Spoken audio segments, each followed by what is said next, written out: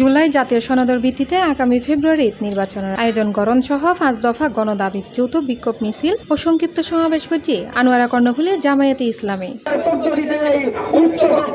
সেপ্টেম্বরের ২৬ তারিখ শুক্রবার ফজরত ১১টায় কর্ণফুলীর বড় উড়ান রাস্তার মাথাতুন বিক্ষোভ মিছিল বাইরে ১ কিলোমিটার সড়ক প্রদক্ষিণ শেষে আনোয়ারা টানেল সড়ক মুরুত আই সংক্ষিপ্ত সমাবেশে মিলিত হয়।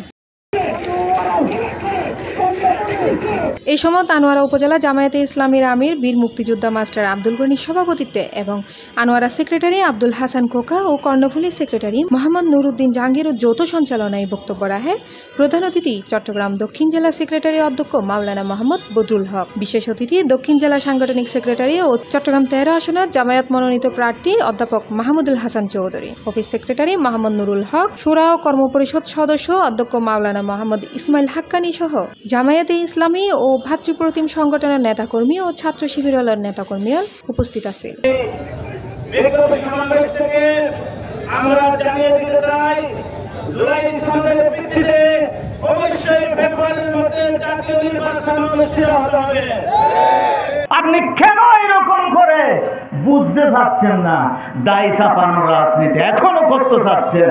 সুতরাং জনগণকে বোকা ভাববেন না যে জনগণ ডাকসু এবং রাকসুতে তাদের দোয়া দিয়েছে, আগামী নির্বাচনে পাল্লার পক্ষে তারা রায় দিবে।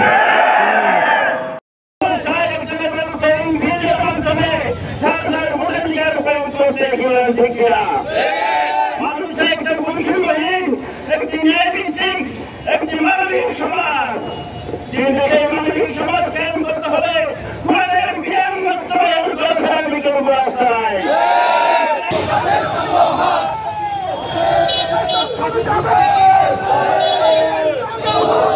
C+ TV Chittagong.